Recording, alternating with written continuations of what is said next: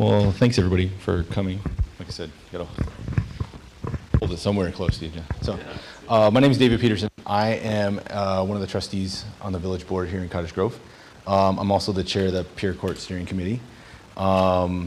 With me today I have John Bauman from the county, and I have Claudia from Briar Patch. I'll let you guys kind of introduce yourselves in a minute, but kind of the impetus for this town hall was recently we had a fair amount of car thefts and burglaries in the village, and Claudia and I were talking on the Peer Court committee maybe 6-8 months ago when this started, and talked about having someone come from the county and kind of talk about things and talk about what we can do and what we can't do, and just kind of give an update. So John was gracious enough to come today and speak, and so you've got myself, we have the county, we have Claudia, who's from Briar Patch, who will introduce herself, and then we have some staff here too if they want to kick in anything. But with that, I'll give it to John.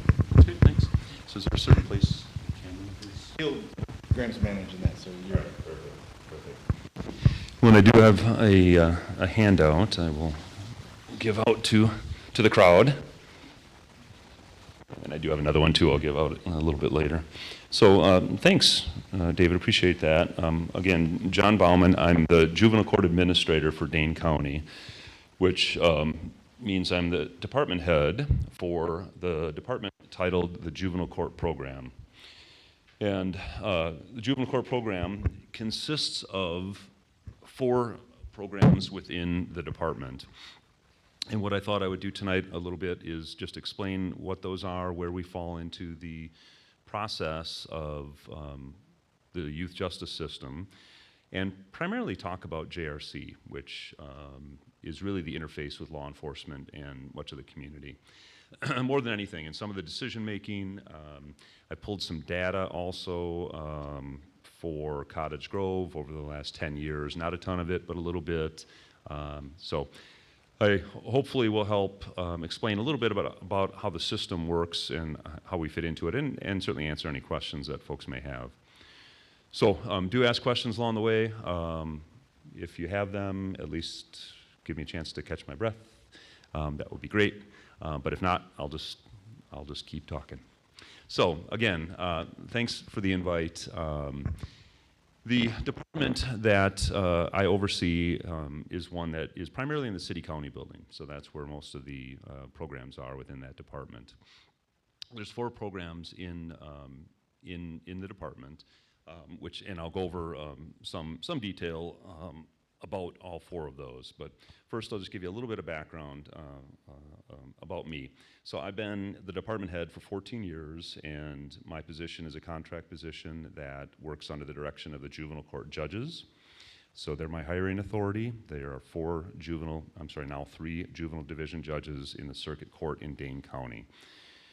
My department, though, is a county department, so all staff are county employees, including myself.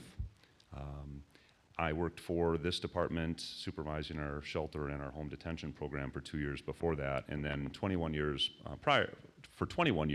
before that worked in 3 different nonprofits, including what's now called Briar Patch, and it was called something else at the time. So I've been in Dane County working with kids and families for over 37 years now, and that's really been my whole adult career after graduated from UW. So the juvenile court program.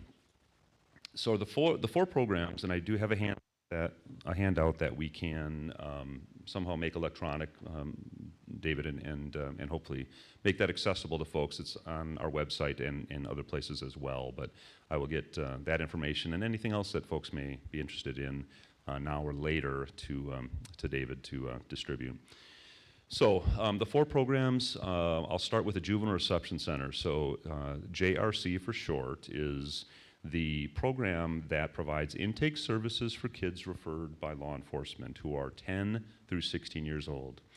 And that is if they're arrested on a state charge and are not released to somebody by law enforcement. That could be parents, that could be a neighbor, that could be somebody else. But if they're not released, they then are brought to the city-county building, to JRC, and my staff then go through a process that's illustrated on page 2 of the packet I gave you, what happens is law enforcement, if they make the decision to not release that youth for whatever reason, they then bring them to my staff for a temporary physical custody decision. Law enforcement in Dane County is who we're talking about. They have full discretion to release a youth or not. And they could refer a youth on what's a relatively minor charge to my staff for a temporary physical custody decision, or they could release a youth on a really serious charge back to the parents. Law enforcement has their role, and then we have our role. So if law enforcement makes the decision to refer a youth for whatever reason, the seriousness of the charge or some chronic history that they're aware of with this youth, or the parents' inability or unwillingness to have that youth home after the youth is arrested. My staff then, if the youth is referred to JRC, make that temporary physical custody decision and go through a process in order to get there. So what they do is get information from law enforcement about what happened, as well as other information they might have about that youth and their situation.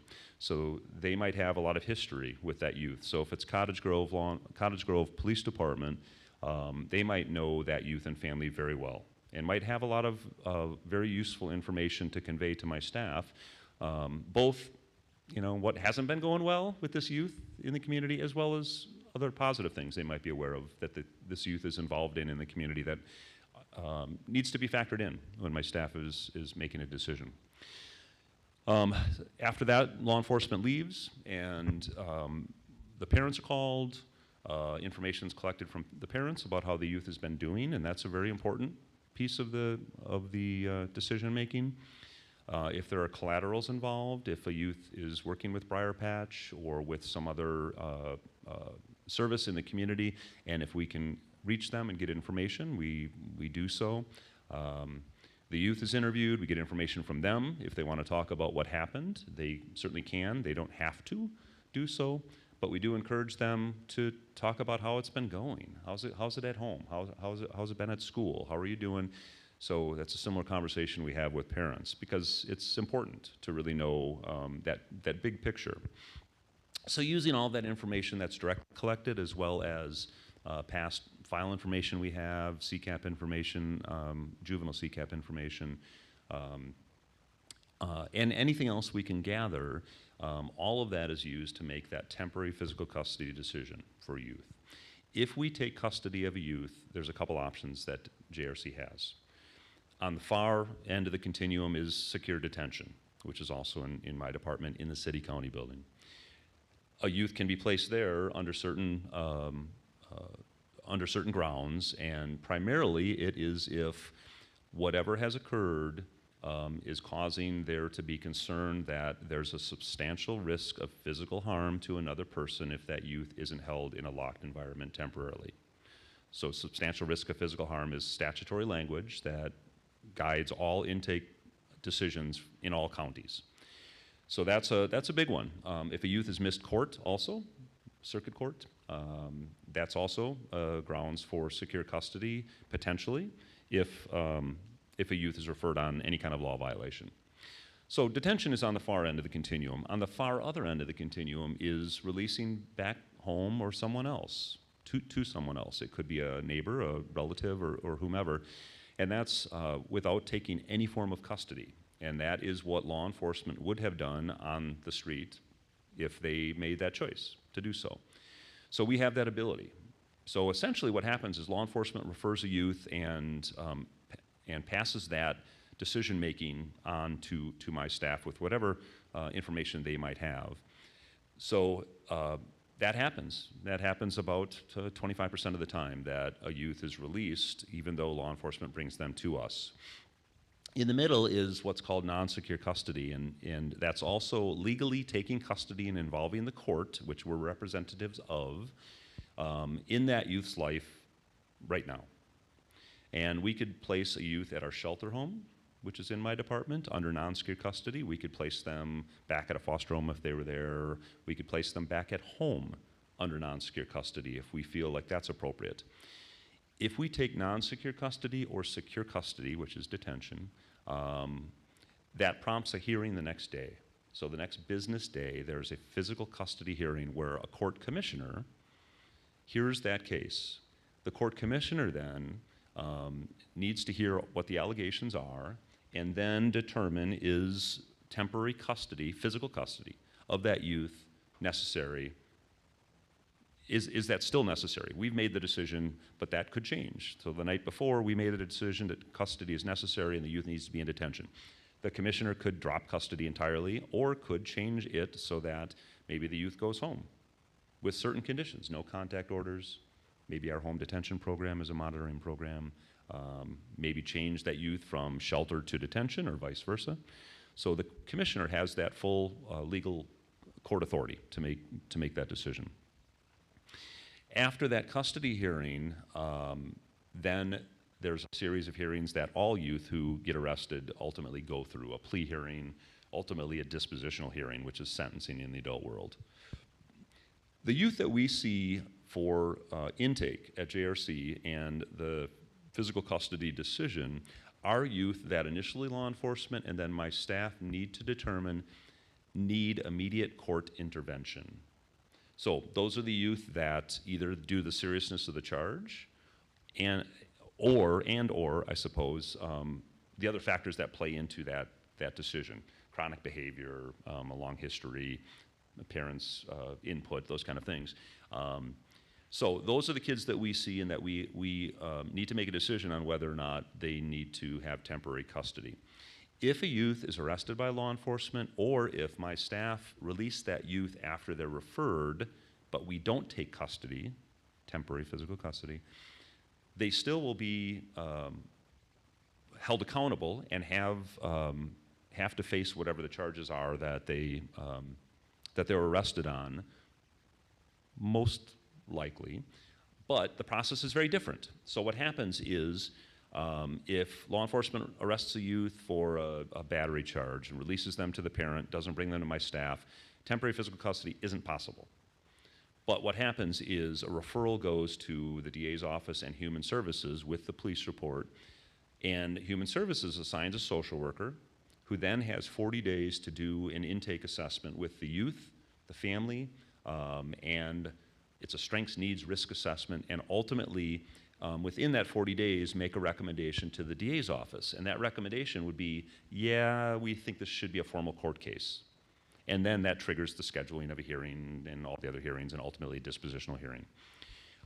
It could be a deferred prosecution agreement, which is usually a 6-month agreement that is not involving the court, that if the youth follows through with whatever the agreement states for services, for whatever, that might, if they successfully complete that, they'll never have a court record or a court case. So DPAs are also used for those sort of earlier involved kids.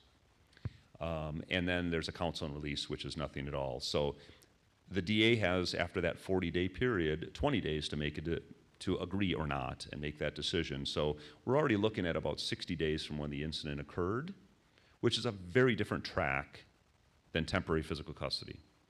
So temporary physical custody, within 24 business hours, that youth is in front of a court official, the court commissioner, whereas it could be a couple months before they get to court otherwise.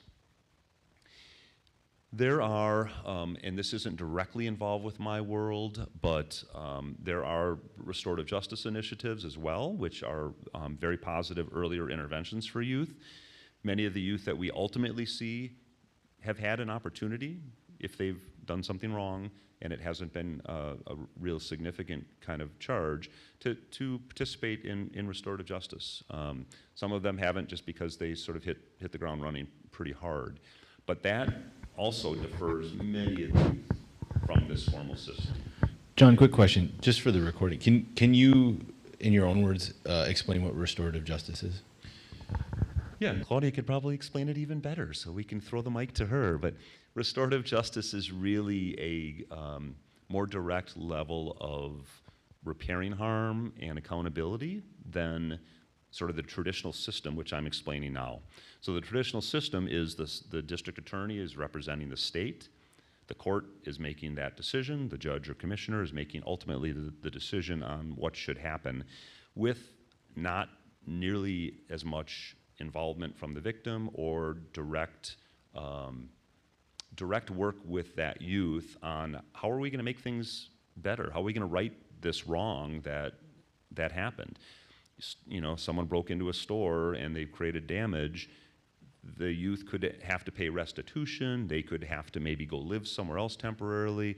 All these things that isn't that direct connection to that shopkeeper who they harmed. So restorative justice is really a method to try to make it more impactful for the youth than it is in the traditional system when it's the powers from above that make that decision that you need to pay a fine and learn your lesson, essentially.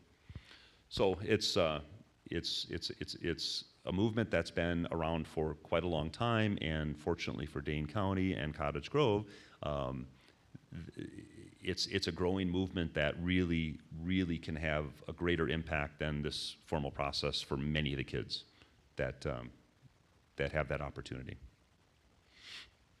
So JRC really makes decisions for custody. That's what JRC is. You may hear in the news that a youth was held at JRC. That's detention. It's just it's a confusing term for certain people, but JRC is that decision-making entity. Again, it's Dane County kids 10 through 16.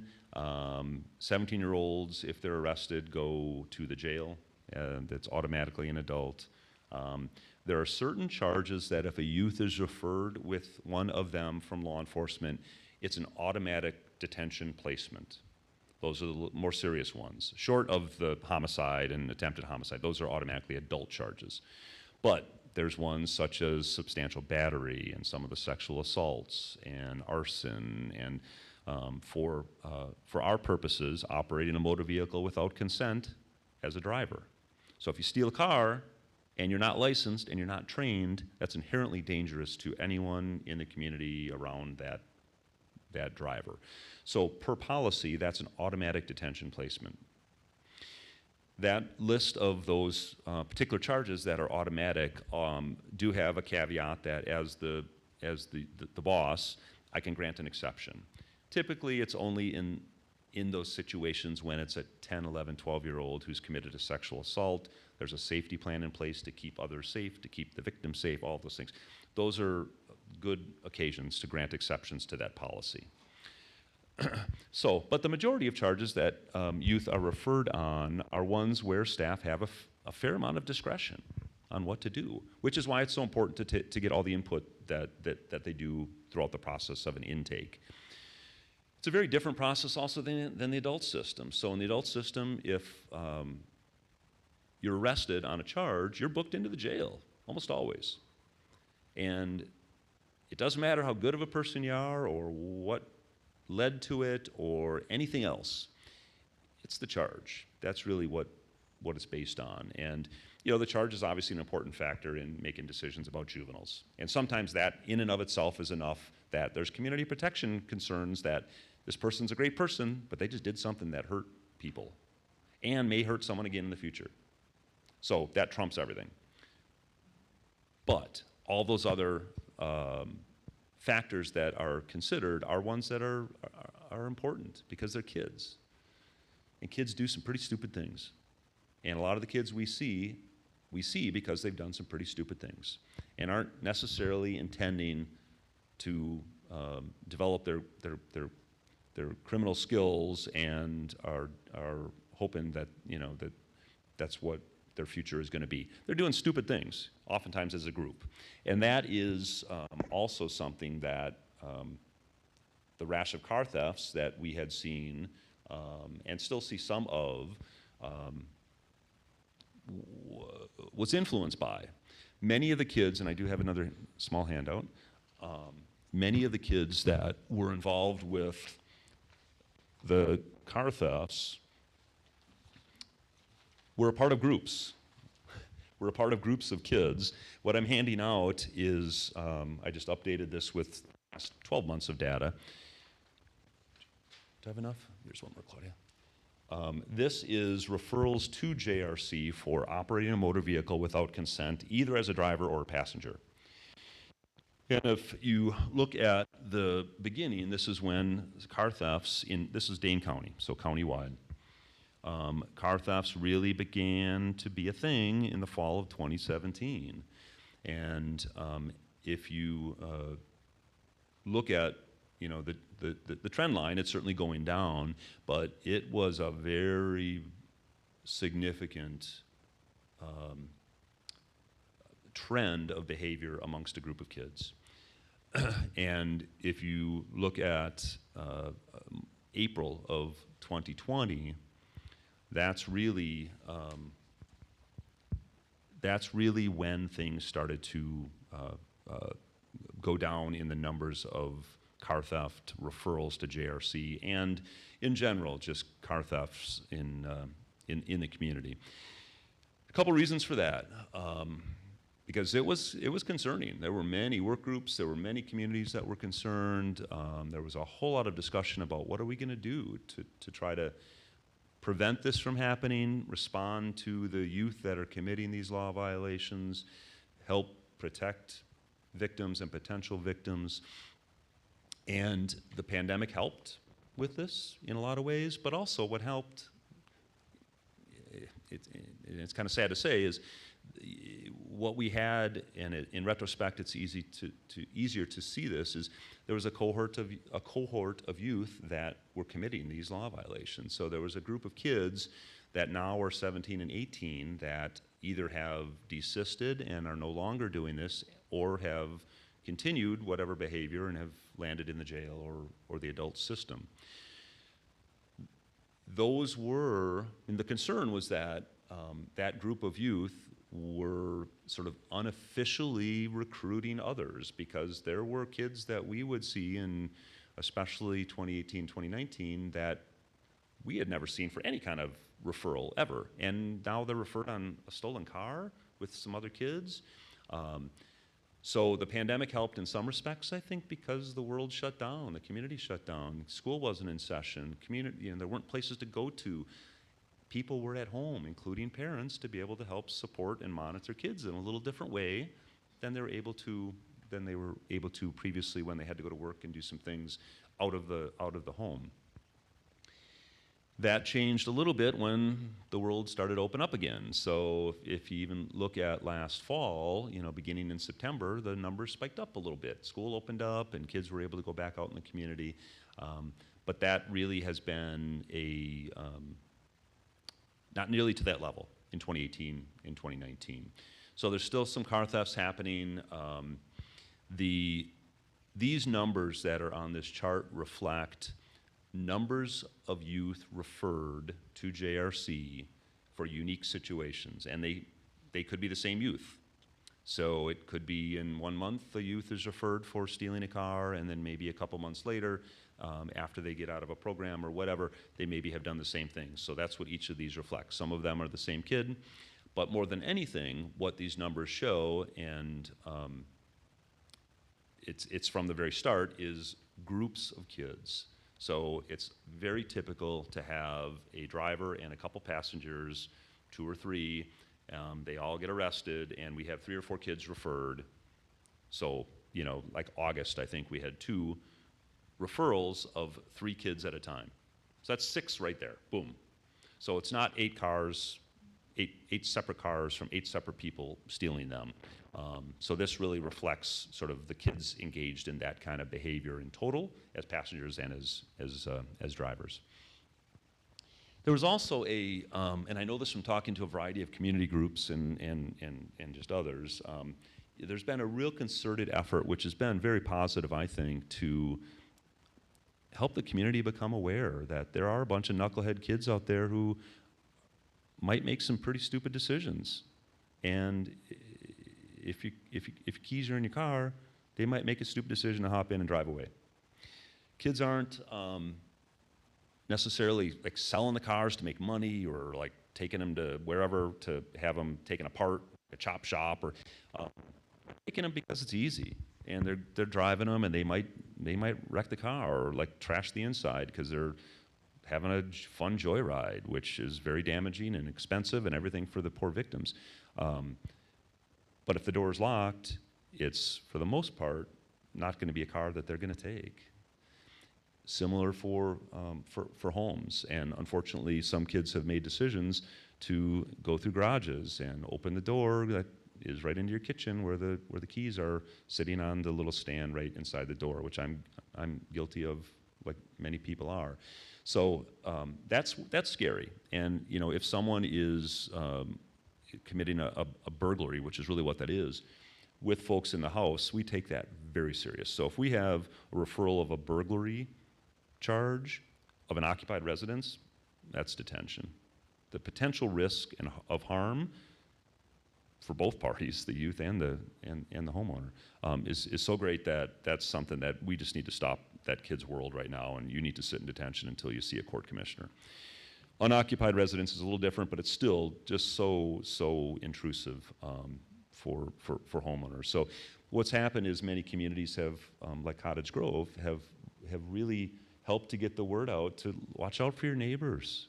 If you see their garage open, they forget, and that this happens. Stuff happens. Give them a call or whatever. Watch for sort of suspicious activity in the neighborhood.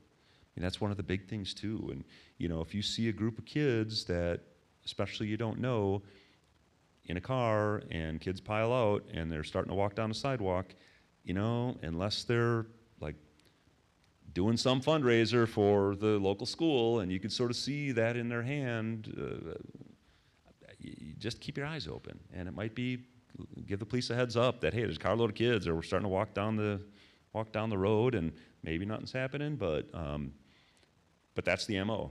It's to go to neighborhoods in a stolen car and have a few kids pile out and then walk down the sidewalk and try door handles. Boom, boom. And if, you check 20 door handles and you find one car that the key's in or the fob's in, you've got a car. So, taking a little precaution is certainly important. That being said, even saying that kind of statement, you run the risk of blaming victims, and that's not what it's about. No one wants to blame victims. No one wants to be a victim. It's awful.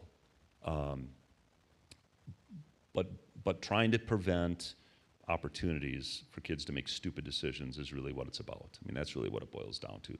And we all have some level of responsibility to try to do that if we can. So that's sort of the car theft piece. I looked. I didn't look specifically up Cottage. I didn't look up Cottage Grove's specific car theft referrals, but I did look in general for the last 10 years. And fortunately, Cottage Grove's a pretty safe community, which is good, right? And it's probably good for you guys to hear. And hopefully, y'all know that. But especially in comparison to some communities. But from 2000 so in 2012, I went back 10 years. 2012, we had 13 youth referred to JRC total. It's the highest we've had in the last 10 years. Between 2013 and 2020, it was between 1 and 4 kids referred by Cottage Grove Police to JRC. And again, kids that are referred to JRC are typically ones that are involved with a little more serious behavior, serious law violations. So that's a good indicator, right? That Cottage Grove isn't having a whole lot of serious youth crime going on. In 2021, we had 7 youth referred, and I was curious, so who were they? What'd they do? And I don't have 22 data specifically on each community yet, but so the interesting thing is in 21, there was 1 girl referred 4 times. Domestic situations, other kind of struggles she had, some mental health stuff, some other. So 1 girl 4 times. We had a youth referred for a bomb scare from, I don't know if it was Monona Grove, it may have been, but it was Cottage Grove law enforcement that referred. We had a youth on it's a domestic situation with parents. So I don't know, I can't remember if it was a battery or if it was, but it was within the home, a domestic, and then a 2nd youth. So 3 youth, 2 with domestic situations, a bomb scare for the 3rd, and then the girl with 4 referrals. So even though it's 7 and there's an increase from the 9 years before that, it's a pretty low number, really, and very few kids in total, which is again a good thing. So, Claudia's in the audience, and Briar Patch has been doing restorative justice in Cottage Grove for a while, and there's been other initiatives. And I firmly believe that a lot of those earlier interventions and responses have a lot to do with it. If you can really try to help a youth understand the impact of their behavior, provide resources, support, whatever kind of things for them and the family earlier, and not let them sort of continue to get in trouble, not feel like they're held accountable, and this is what happens, find other youth in that same situation, so that now there's a group of youth who are sort of in that same situation without a lot of hope, without a lot of goals, without a lot of accountability, without services. Then you've got problems. Then you've got a group of youth who are wandering around trying to steal people's stuff. So those earlier interventions and connections are really incredibly valuable. So, the more that can be done community-wide to do so, either through formal restorative justice kind of initiatives or other things to support kids and families, the better it is. I like this stat because it's, I think, helpful, but Department of Children and Families did a study of some data. So in 2019, they looked at all youth who had committed a law violation as a youth, 10 through 16, and looked at their previous history in the child welfare system. So the child welfare system is one side of the system, the youth justice is another, but the kids obviously are sort of all in a continuum oftentimes. So at that point, 80% of the youth who committed a law violation had some what's called child welfare CPS report for abuse, neglect, or whatever prior to that law violation. So 80% of the kids that got in trouble had some child welfare report. 64% of that group had what's called a screened-in referral, which means when Human Services evaluated that child welfare report, they determined, yeah, there's enough in this report that we need to formally evaluate what the situation is and make a decision whether or not there should be formal court involvement on the child welfare side of the system. So it really is an indicator that, in my opinion, you can often tell when families are struggling, when kids are struggling. I mean, there's some red flags out there, and many of you who know kids that struggle in local schools and other things, you sort of intuitively know that, but data is starting to bear that out, really, that if you're not able to intervene and provide support for families, especially, and kids, obviously,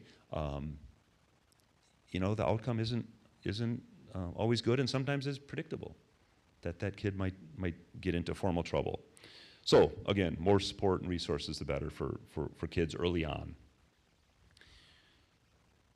So that's JRC, and we may get back to that a little bit. I'll cover detention somewhat, and I will sort of interject halfway through that if anyone is ever interested in taking a tour through detention and JRC, and this is sort of to the people who might see this, as well as those in the room, just get a hold of me.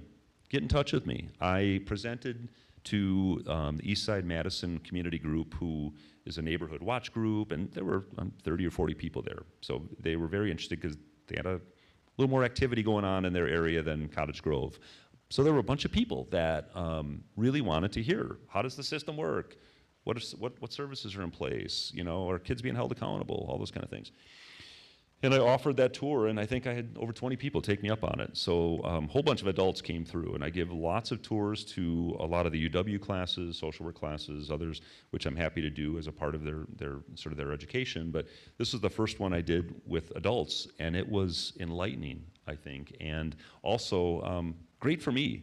It was really nice and helpful to have folks other than students who've got a little more life experience coming through and asking questions and really interested in sort of how the system works. So reach out to me if anyone's interested as a group, or just individually, or if there are questions about anything related to youth.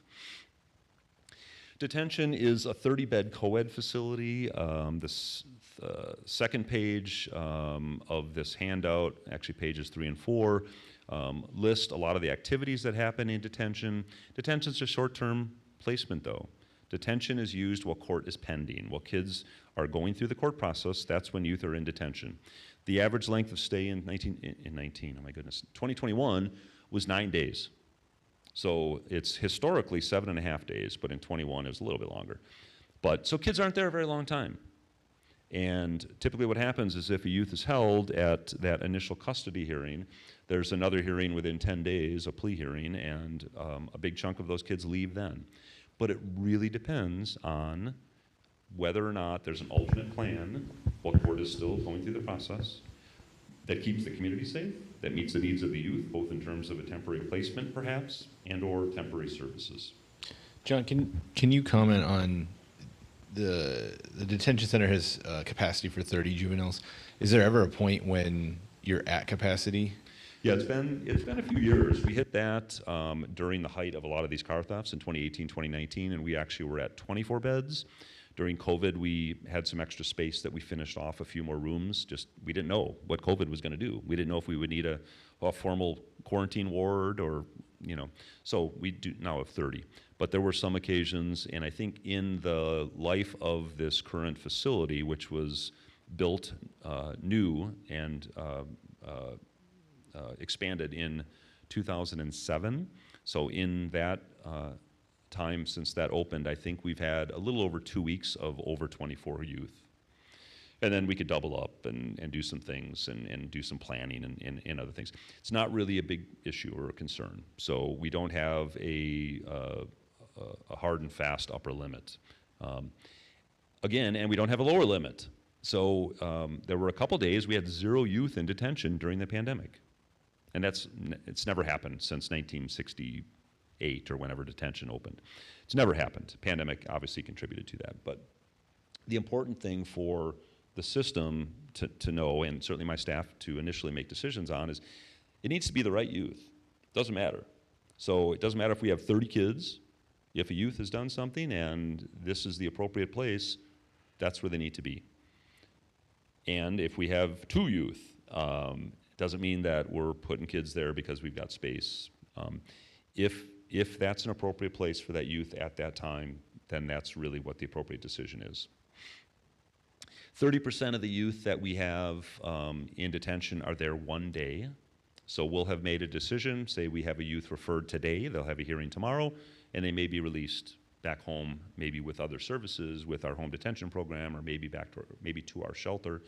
50% of the youth also are there on a new charge. So we have youth that might be placed at our shelter home. They maybe do something further while court is still pending, another law violation, or they might run away from shelter. Then they could go to our detention. But 50% of the youth are there on a brand new charge, and the other 50 are there for other kind of violations, sort of while the process is going on. And this is the tragic percentage number is 84% of our kids in detention are kids of color. So youth of color, primarily African American boys. That has inched up over the years and mirrors the arrest rates in the county and everything else. So very disproportionate. And again, we're making decisions based on the information we have. And if the youth needs to be there, then it just needs to happen. But it's a very unfortunate number because it mirrors the system all the way from the child welfare start of the system when a youth may be removed from the home to corrections, which is Lincoln Hills or Copper Lake. Very high disproportionality all the way throughout the system, which there's been much work done on that hasn't had a huge impact. There's a lot of work the county board is doing and local municipalities also to try to have an impact on that, and I believe ultimately we will, but there's housing and employment and opportunities, and there's so many things that play into those numbers that it takes a concerted effort on many levels of government and community to have an impact. Detentions, average daily population is also on the 5th and 6th page, so this goes back to the start of our data collection. So in 1976, the average daily population of detention was 19.3 youth. So we were locking up as a county a lot of kids back then. It peaked at 21 and a half in 1999, and last year, primarily because of COVID, it was 4.6 youth on an average day, averaged out the course of the year, throughout the course of the year. As you can see in 18 and 19, our numbers spiked up quite a bit. Again, that was car theft and burglary related, and some of those chronic youth who really engaged in those behaviors repeatedly. Youth are in detention, as I said, a short amount of time while court is pending. Ultimately, youth have their cases conclude, and that is the dispositional hearing, which is sentencing in the adult world. That is when a judge makes a court order that lists out services, potential placements, other kind of expectations for that youth, typically for a 1-year period of time.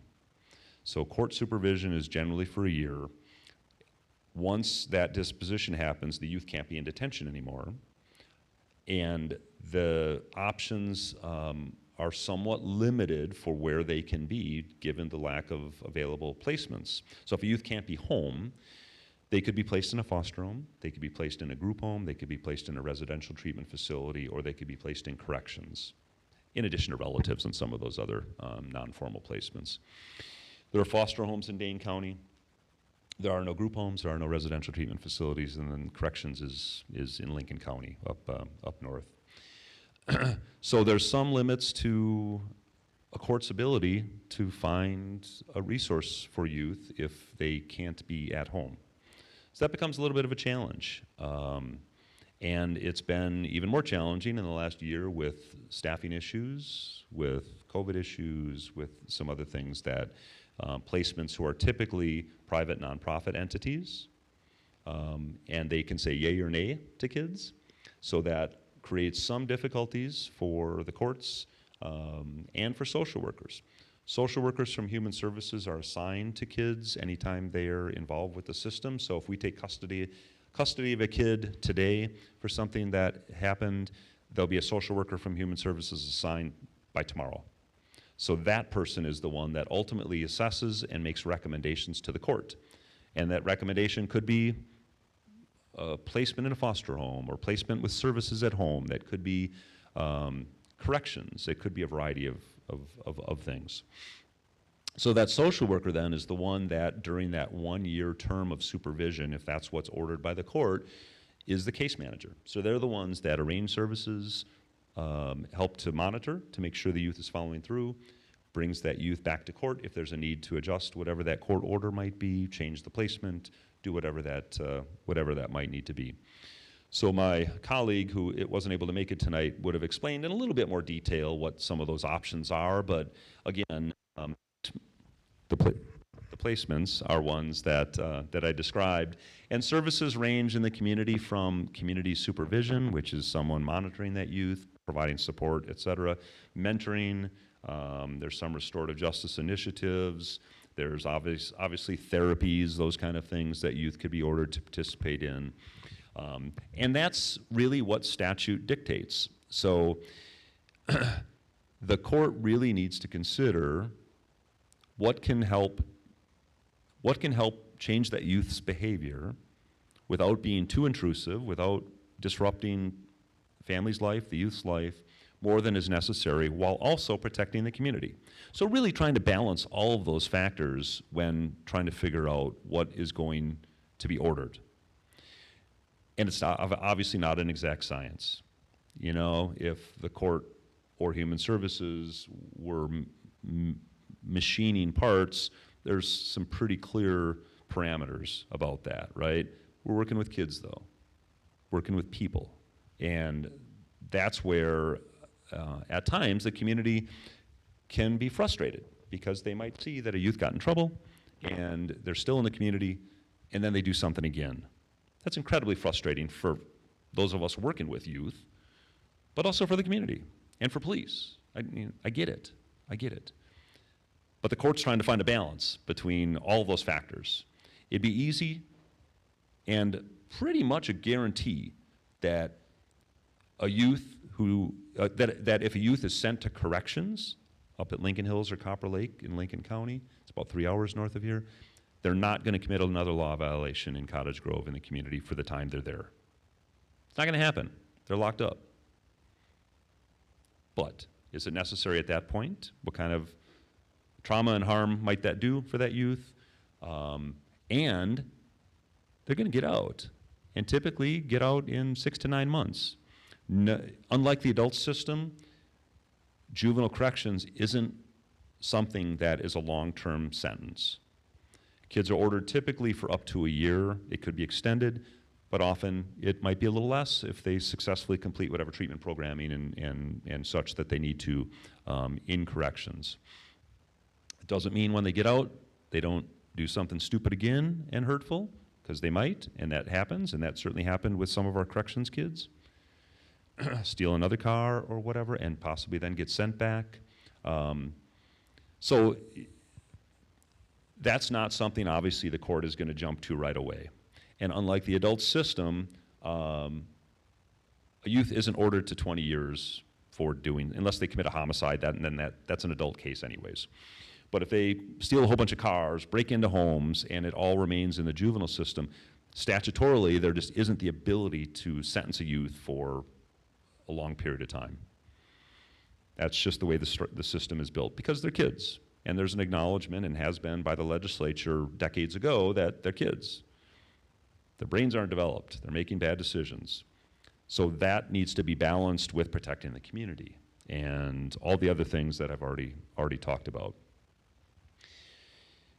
We had, at the beginning of November, 27 youth under a corrections order from Dane County.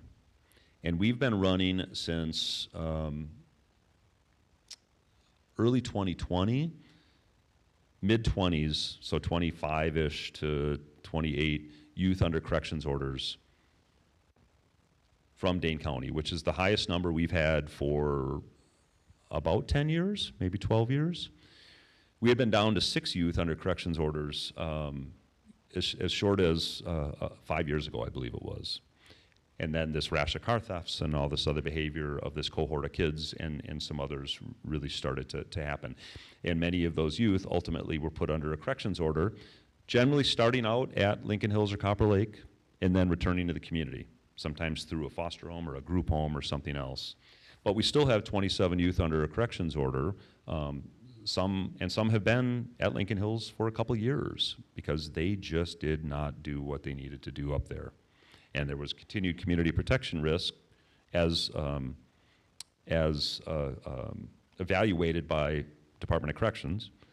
So they continued up there and were extended up there. Eventually they will get out though. As of the beginning of September, we also had 10 youth physically at Lincoln Hills, which is the most we've had physically there for a couple years. We've been running 5 to 7 youth physically there, as opposed to in group homes or other things, still under a corrections order. This isn't a factor necessarily, well, it isn't at all in a judge's decision to order a kid to corrections, but corrections for juveniles is incredibly expensive.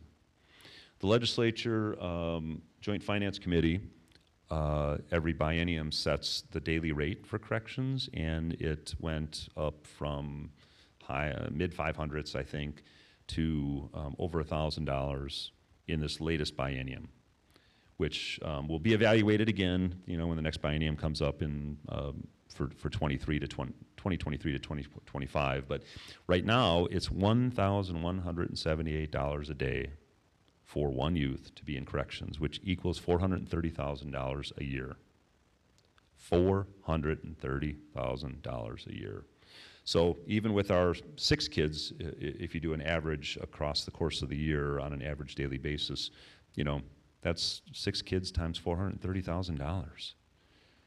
It's a lot of money, which is why, from certainly a fiscal standpoint, it makes sense to invest in restorative justice early on and resources for kids and families and all these things to try to prevent kids from landing in that very costly service. Again, sometimes it's necessary, and that's the only secure option for youth. Detention facilities are short-term while court is pending. The only other one for youth is corrections at Lincoln Hills or Copper Lake. So just wanted to throw that out there. I see that we're running a little short on time, so I'm going to cover our shelter home, home detention, and maybe a couple of other things, and then answer any questions from the crowd. Shelter home is a non-locked facility on the east side of Madison, so that is an alternative to detention, but is a structured placement for kids going through court that aren't able to be at home or another home-like environment. So a co-ed facility, it's not locked. Kids are able to go to school, able to go to appointments or other kind of things while they're at shelter, if it makes sense in their individual situation. Kids can be at shelter no more than 60 days. That's according to their license. And on average, kids are there 12 days, sort of historically. So kids aren't there a super long time, but can be there the whole time. And some kids are there a day, some kids are there 60 days. Detention doesn't have an upper limit, so kids can be in detention as long as court takes to go through the process. So some kids are there a few months just because of their situation, their court case, everything else. Some kids are there a day. So shelter is a great alternative and is a part of the continuum of services for Dane County. Kids are also able to be at shelter if they're in between placements. So if they're in a foster home or something and they get kicked out of that placement, they could be at shelter while another placement's being found. And then our home detention program. Home detention works with kids who are able to be in the community while court is pending. So they do community-based monitoring of youth. They help parents set rules. They monitor kids. They report back to the court. So they hold them accountable, but it's more community-based than a placement. So those are the 4 programs in the department, and the kids that my department works with are kids on the very front end of the system. So law enforcement are really the first ones that encounter a youth that isn't in the system yet, and the school, of course, but from sort of that youth justice, criminal justice side of the system, it's those entities. My staff and my department typically are the next ones if a youth is arrested and referred. And human services, obviously, and then all the other services that come with it. But we generally, as a department, provide initially decision-making for youth, and then temporary placement and supervision of kids while court is going through the process. So that's really the function of my department on the front end. Human services are the ones, as I said, that really have that longer-term case management and responsibility for arranging and monitoring services. And those services are a range of services. They're nonprofits like Briar Patch. They're some for-profit, but mostly are nonprofit, therapeutic kind of services or other kind of interventions, in addition to, like I mentioned earlier, placements for kids. And that's foster homes, group homes, or those kind of placements. Questions that folks might have about any of this or anything else? Anybody? John, is the shelter home, is that that run by the county? Is that with your? So it's a county-run facility. Which the nice thing about that is when the population, both detention and shelter, when the population ebbs and flows, which it just does, it's always there. And the problem oftentimes with nonprofits that provide placements is you need to pay the bills. And so for instance, I started at a group home on the south side of Madison in 1985 when I was right before my senior year of college. At that point, there were 5 group homes in Dane County. I think all at that point were contract group homes, so if the beds weren't full, it was a set amount of money that the county paid those placements every year so they could keep the lights on and pay the staff. And for good reason, I understand, and primarily economic reasons, each of those went to a fee for service. So they got paid if there were youth in placement, got paid for each day that the youth was there. And if youth weren't in placement, didn't get paid. And it's tough to keep the lights on and pay the staff and to do everything necessary to run a business, which is in some respects what it was. So one by one, they all just made decisions to not continue, which is why there are no placements in Dane County anymore. And we don't want kids placed elsewhere. You know, ideally they're placed at home. They're placed at home with services and supports and everything else. And everything we can is done to help parents do, you know, what they want to do, which is have successful children who aren't getting in trouble and, you know, are raised to be happy adults. And I mean, that's what we all strive for. But it's necessary at times that, you know, the youth need to be elsewhere. And it's unfortunate Dane County doesn't have that option because kids need to go to other counties, toward Milwaukee or rural places where there's group homes or other kind of things. Other questions from the crowd?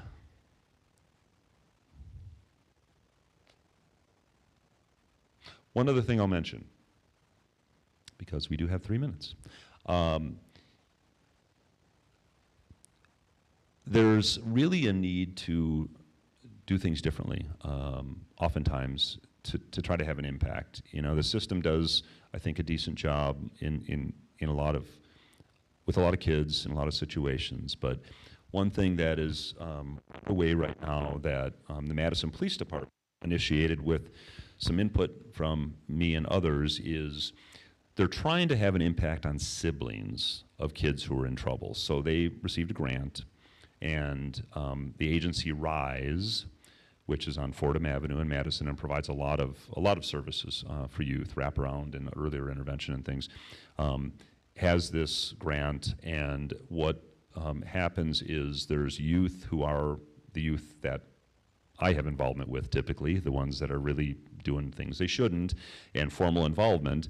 And if they have younger siblings in the house, that's a potential referral to this program, which is voluntary, and the family could say, yeah, I would like to be involved with this program.